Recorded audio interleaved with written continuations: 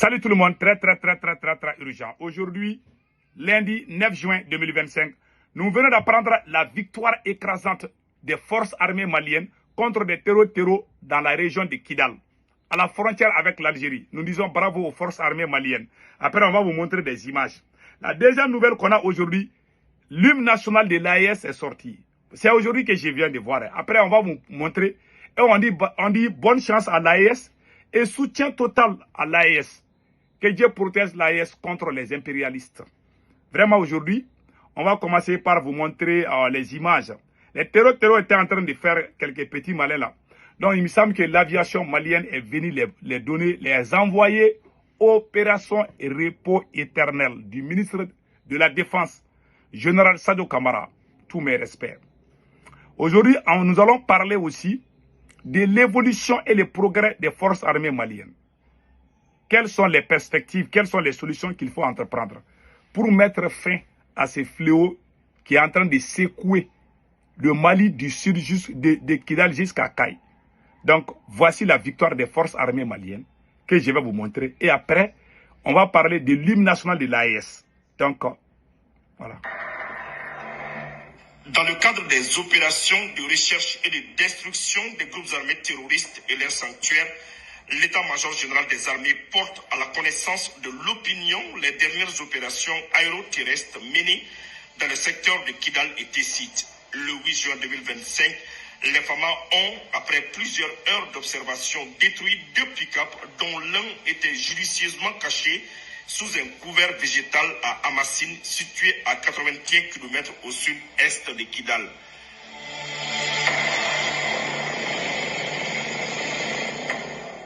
Le 9 juin 2025, les vecteurs aériens FAMA ont localisé et détruit une base terroriste située non loin de Tessit, région de Gao. L'état-major général des armées rassure que la recherche et la destruction des groupes armés terroristes continuent sur l'ensemble du territoire. Voilà. Tout le monde a vu. On dit bravo à l'armée malienne. Et bonne chance. Vraiment, nous félicitons les forces armées maliennes pour ce travail remarquable. Et je suis de cœur avec mon armée. Je soutiens mon armée. Et je dis bonne chance à l'armée malienne. Que Dieu vous protège contre les ennemis du mal. Voilà. Maintenant, tout le monde a vu ce qui s'est passé. L'armée malienne a bien travaillé. Au nord du Mali, je dis bien, au nord du Mali, surtout à la frontière avec l'Algérie, on est en train de bien travailler là-bas. Je ne peux que féliciter les forces armées maliennes. Maintenant, il y a un problème qui est là. Les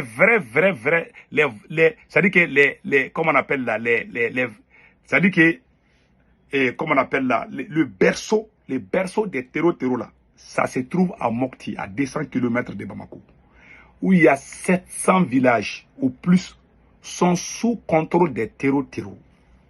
Ces terreaux ont leur camp militaire dans ces villages, on les connaît.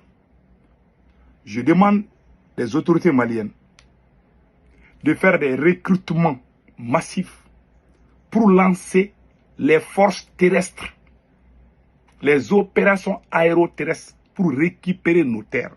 Plus de 2000 écoles sont fermées jusqu'à nos jours. Ça vaut plus d'un mois ou 2 mois. Je n'ai jamais entendu qu'un seul village a été libéré. Tout ce que je vois sur les réseaux sociaux, on allait bombarder 2 ou 3 véhicules, ou bien une colonne, ou un camp de terreaux. Tout ça, c'est de bon travail. Là, je suis d'accord. Mais, il y a 700 villages, 700 localités, qui sont sous contrôle des terreaux. C'est des citoyens maliens qui payent des impôts pour des terreaux. Ce sont des citoyens maliens qui sont en train d'être recrutés par des terreaux contre nous-mêmes, contre leur propre pays. Ça se déroule au Mali, à l'intérieur, au centre. Pas au nord, pas à la frontière algérienne. C'est au centre même, à Mopti. Il faut faire quelque chose urgente. Même s'il faut recruter 1 million de jeunes avec les volontaires, je vous jure, si nous dépassons 3 mois dans cette situation, le Mali va devenir comme la Libye. Le Mali va devenir comme la Syrie. Vous savez ce qui se passe en Libye? Chaque groupe armé a son clan. sa prison à elle-même.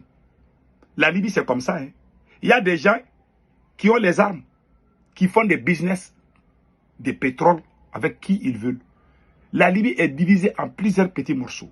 C'est ce qui est en train de se passer. Quand on me dit que le Mali contrôle tout son territoire, je dis que c'est faux, c'est pas vrai. Je défends mon pays, je soutiens mon armée, mais les mensonges propagandistes là, il faut arrêter ça.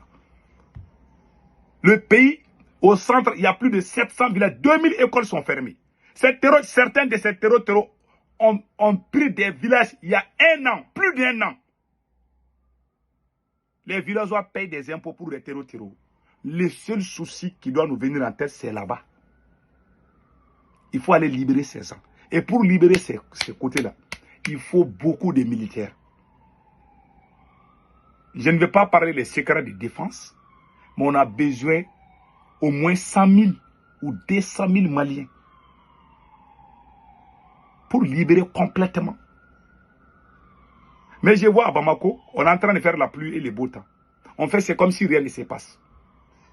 On part en argent, on choisit les gens font la pluie et le beau temps. On fait même des concerts, hein. On fait c'est comme, par exemple, aujourd'hui, il y a eu attaque à moins d'une semaine. Tu vas voir à Bamako, il y a des officiels même du gouvernement qui ont les proches qui organisent les cérémonies de danse ou quoi à Bamako. Des gens proches de Assimi Goïta même. Ce sont des choses qui sont en train de décourager le peuple. Beaucoup de gens sont en train de se rallier à ces territoires-là. Je vous dis, c'est l'alerte. Hein. Celui qui comprend, c'est mieux. Celui qui pense que je ne suis pas d'accord avec Assimi, c'est mon opinion. Pour moi, il n'est pas la solution. Mais je ne vais pas passer tout mon temps à le dire. Mais je dois défendre mon pays. Je ne défends pas Assimi Goïta, je défends mon armée. Je défends mon pays. Il y a des Américains qui n'aiment pas Donald Trump, mais ils aiment l'armée américaine. Je vois aussi des manipulateurs qui disent « Ah, tu ne peux pas aimer l'armée » et puis dire que tu n'es pas d'accord avec le président. C'est en Afrique que tu vois des conneries de ce genre. Il y a des Français qui détestent Macron, qui le disent, mais ils soutiennent leur armée. Ils soutiennent leur armée. Jean-Luc Mélenchon, un opposant de Macron, qui n'est jamais d'accord avec Macron. Si ce n'est que les élections où il a fait l'alliance pour combattre Marine Le Pen, dont tout le monde a peur de l'arrivée au pouvoir. Ce gars a toujours été l'opposant de Macron. Il a défendu là, quand les Burkinabés, quand Roch Kabore était au pouvoir au Burkina Faso, il y a un petit là qui a lancé lance-pierre contre les drones là. Ils ont stoppé, les Burkinabés ont fait des manifestations contre l'armée française. Ça, c'était avant l'arrivée des capitaines au pouvoir. Ce jour, j'ai trop apprécié les Burkinabés. Ils sont sortis comme des héros, ils ont stoppé. Ils disent qu'ils sont en train de parler les armes au Burkina pour aller donner ça aux terroristes au Mali. Les Burkinabés se sont levés. Je serai toujours reconnaissant envers eux. Je parle de ces Burkinabés-là, pas des petits escrocs qui font semblant d'être à côté des capitaines et puis nous insulter chaque jour. Il y a des bons Burkinabés. Je les respecte. Voilà. Je ne parle pas des voyous qui insultent les Maliens. Mais les vrais Burkinabés nous respectent. Et je les respecte aussi. Donc voilà ce qui se passe. Il faut recruter les gens. Chaque jour on montre, on est allé à Tessit, à Kidal, le Mali ne se limite pas là-bas. On a Tinzaouaten qui est sous le contrôle des terreaux. On a plus de 700 villages qui sont tous les... Si on ne fait pas quelque chose, le Mali va devenir comme la Syrie. Ces terreaux-là vont avoir des enfants avec des Maliens. Ils vont être des amis. Et ce sont ces mêmes peuples, les jours qu'on va libérer là, ce sont ces mêmes peuples qui vont défendre les terreaux, les mêmes terreaux contre nous. Et ça va être difficile. Et si on fait ça là, il y aura des carnages. Et s'il y a carnage, les mêmes gens vont se lever, ils vont montrer les images, ils vont dire qu'on est en train de tuer. Même les terreaux, les enfants des terreaux ou bien les femmes des terreaux là. Si l'armée malienne essaie de combattre, ces terreaux sont capables de sacrifier leurs femmes. Ils vont dire que c'est des femmes innocentes, alors que c'est des femmes des terreaux. Il y a toutes ces techniques qui sont là pour salir l'image de l'armée malienne. On doit être attentif. Arrêtez de diviser le peuple. Unir le peuple pour sauver le Mali. Mais le seul président qui peut faire ça, ce n'est pas Assimi Goïta. Malheureusement, il ne le fera pas. Parce qu'il est arrogant. Il ne le fera jamais. C'est Dieu seul qui peut sauver le Mali, mais pas Assimi. En tout cas, pas lui. Hein. Si quelqu'un ose les chasser et puis venir sauver le pays, je peux applaudir. Mais lui, il ne peut pas. Mais je vais toujours continuer à dire ce qui ne va pas. Et ce qui va bien, je le dis. Alors je félicite l'armée malienne. Ce n'est pas la faute à notre armée. C'est la mauvaise politique qui est en train de mettre notre armée en danger. Tout le monde doit soutenir l'armée. Si on a une bonne politique, on va recruter 100 000 hommes. Au lieu de donner ça à vos copines à Bamako là-bas. Là. Et regardez 700 villages. On ne dit jamais à la télé malienne qu'il y a tel village qui a été libéré. Chaque jour, on dit si on n'est pas à Tenzamaten, on est allé à Tessit, mais on ne dit pas tel village a été libéré. C'était aux mains des terreaux il y a 2 mois, 1 semaine. On ne montre jamais ça à la télé. Parce que ça ne se fait pas. On est en train de tourner autour du problème. Le vrai problème, allez-y libérer les villages, les 700 villages qui sont aux mains des terreaux là. Allez-y libérer ces villages-là. S'il vous plaît. Voilà la réalité sur le terrain. Donc, on a aussi entendu parler de l'hymne national de l'AES, que je vais vous montrer aussi. Voilà. Hommage au peuple du Sahel, héritier des grands empires, porteur d'un temps nouveau qui annonce liberté et progrès. Sous l'étendard de combat épique, peuple de l'AES, intrépide et souverain, par le verbe et par les armes, brise les chaînes qui te tiennent, pour que tes richesses te reviennent, et que scintille l'esprit fait. Voilà, on a vu ça. Donc que Dieu protège l'AES. Passez excellent week-end. Que Dieu protège l'AES. Restons unis car c'est l'union qui fait la force. J'aime l'AES. Vraiment, je soutiens l'AES. On doit travailler sur la base de la vérité. Les mensonges là et les propagandes, sortons de ça, s'il vous plaît.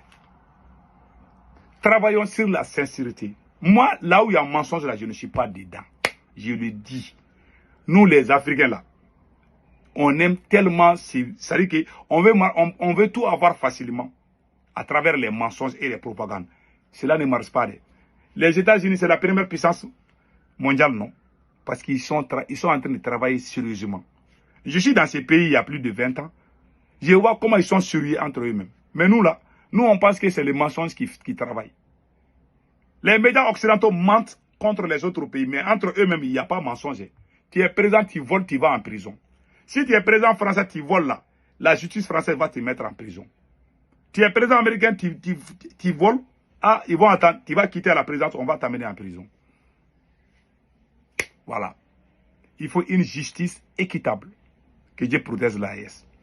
On ne peut pas construire une nation avec les propagandes et l'injustice. Et l'injustice a tellement gangréné au Mali. Les autres pays de l'AES savent ce qui se passe au Mali. Si le Mali, s'il n'y a pas un changement rapidement au Mali, ou un changement de tête, l'AES aura toujours mal à la tête. Je ne souhaite pas. Que Dieu nous guide vers le bon chemin. Passez un excellent week-end.